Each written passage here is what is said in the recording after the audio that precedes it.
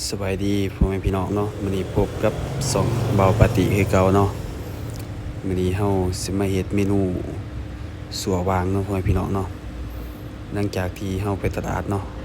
เฮาเห็นเขาเจ้าเอาวางมาขายก็เลยคิดอยากเนาะซื้อมา2ตัวเนาะถ่ายให้พ่อแม่พี่น้องเบิ่งตัวหนึงเนาะใหญ่แฮงเนาะพ่อแม่พี่น้องเนาะ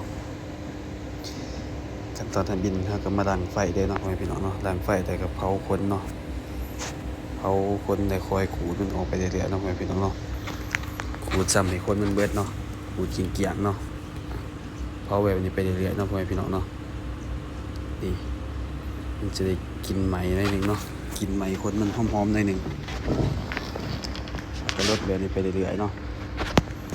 ลดจนกว่าเขาสิขูดคนออกเบิดพุ่นแหละต้นแบบนี้ไปเรื่อยๆหลังจากเขาลดแล้วเนาะมันก็สิโตก็สิประมาณนี้เนาะพ่อแม่พี่น้องเนาะนี่โตมันสิวดเนาะวดแบบนี้เลยเนาะหลังจากที่เขาขูดคนออกแล้วเนาะเพราะว่าเนี่ยเบิ่งมันสิใหญ่แต่เนี่ยเบิ่งแบบคือโตใหญ่แฮงเนาะเวลาเผาคนออกแล้วมันก็โตก็สิประมาณนี้เนาะโตก็บ่ได้ใหญ่ปานใดเนาะหลังจากเผาคนแล้วเนาะเราก็สิได้มาแบบนี้เลยเนาะพ่อแม่พี่น้องเนาะ2ตัวเนาะกินเกลี้ยงเนี่ยเนาะด่างเดียวเนาะพ่อแม่พี่น้องเนาะด่างแล้วก็ขูดคนเรียบร้อยเนาะนี่แบบนี้เลยขั้นตอนต่อไปเฮาก็เกียมเคียงเกียมหยังเนาะพ่อแม่พี่น้องเนาะเกียมเคียงเดี๋ยวก็ฝากแบบนี้เลยเนาะพ่อแม่พี่น้องเนาะในการเฮ็ดสัววางนี่เฮาบ่ได้เอาขี้ออกเนาะพ่อแม่พี่น้องเนาะเฮาสิฝากใส่เบิดขี้เลยเนาะมันสิออกคมๆเนาะพ่อแม่พี่น้องเนาะขี้บางฝากใส่เบิดโตเบิดขี้เลยจังซี่เลยเนาะสำหรับที่ไผเคยกินเคยสิฮู้ดอกว่าแซ่บเนาะเฮาก็สิฝากแบบนี้ไปเรื่อยเนาะพ่อแม่พี่น้องเนาะซับๆๆแบบนี้เลยเนาะซับไปจนกว่ามันสิมุนละเอียดคักแน่เนาะวิธีการเฮ็ดก็บ่ได้ยากบ่ได้หลายขั้นตอนเนาะหลังจากที่เผาคนเผาหยังเดี๋ยวเฮาก็มีแต่เอาเนื้อบางเนาะมาซับให้มันละเอียดให้มันเข้ากันจนเบิดเนาะซับเบิดขี้เบิดหยังเลยเนาะพ่อแม่พี่น้องเนาะแบบบ่ต้องแยกชิ้นส่วนเลยเนาะเพราะว่าบางมันสิกินหมากไหม้เนาะพ่อแม่พี่น้องเนาะกินหมากไหม้แล้วขี้มันก็สิออกคมๆเนาะขี้มันนี่บ่ได้แย่ไว้หยังเนาะพ่อแม่พี่น้องเนาะออกคมๆเลยเนาะแซ่บพ่อแม่พี่น้องเลยใครที่ว่าเคยกินสัววางเขาสิฮู้ดอกว่ารสชาติมันแซ่บนะสำหรับผู้บ่กินเขาก็สิบ่ฮู้เนาะให้ก็สิฝากแบบนี้ไปเรื่อยๆเนาะพ่อแม่พี่น้องเนาะซับแบบนี้ไปเรื่อยเนาะซับจนมันละเอียดคักแน่พุ่นเนาะให้กระดูกมันมุนเบิดเนาะพ่อแม่พี่น้องเนาะเฮาสิซับมุนๆแบบนี้เลยเนาะบางที่เท่าใดก็เป็นบางน้อยเนาะพ่อแม่พี่น้องเนาะบ่แม่นบางใหญ่เนาะเฮาไปตลาดเห็นเพิ่นขายคิดอยากก็ได้ซื้อมาจึงมาเฮ็ดเมนูสัววางเนาะบ่ได้กินโดนเนาะหลายปีเนาะพ่อแม่พี่น้องเนาะเมนูนี้หากินยากเนาะโดนๆเทื่อ3สิได้กินเนาะออกรอดตลาดมื้อนี้เห็นก็ได้คิดอยากซับแบบนี้ไปเรื่อยเนาะโอ้ยเป็นบัตรก็ได้ครับเนาะพ่อแม่พี่น้องเนาะไปซับแบบนี้ไปฝักไปเรื่อยๆฝักจนมันหมุนเบิดพุ่นเด้เนาะนับแต่กระดูกแต่หัวได้หยังเนาะบ่มีบอนถิ่มได้เนาะพ่อแม่พี่น้องเนาะฝักเขาให้เป็นเนื้อเดียวกันฝักแบบนี้ไปเรื่อย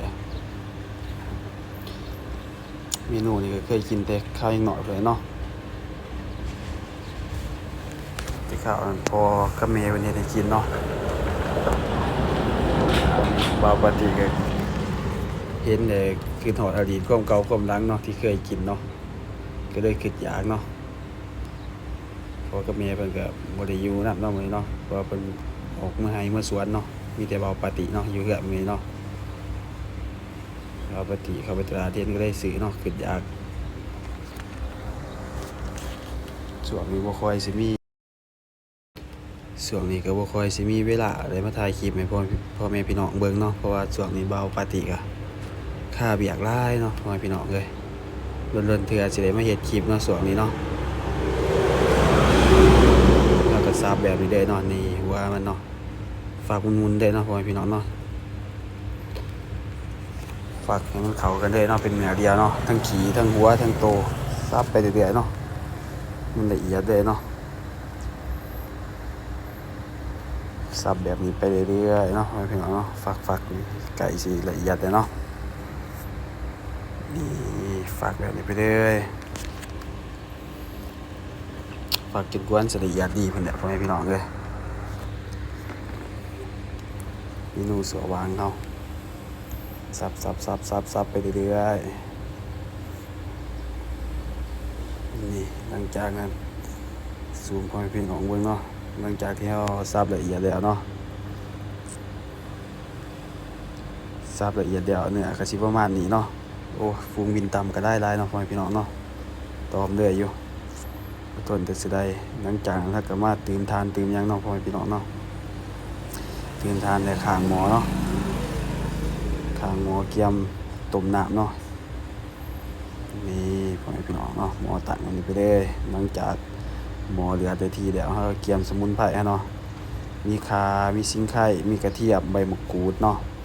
แล้วก็ข้าวเหนียวหน่อยนึงเนาะพ่อแม่พี่น้องเนาะใส่ลงไปเนาะนี่ใส่ไปเรื่อย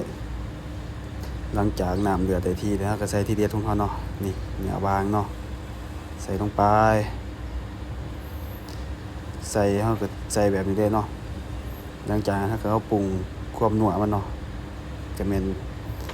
พร้อมเสิร์ฟเลยเนาะเมนูสัวบางกับบ่ได้ยากเนาะเพราะว่าเขาสิบ่ใส่แนวอื่นใส่เนาะเพราะคันใส่แล้วมันสิเฮ็ดให้เสียรสชาติเนาะบางมันสิบ่คมเนาะเขาก็ใส่แต่ส่ำนี้เนาะ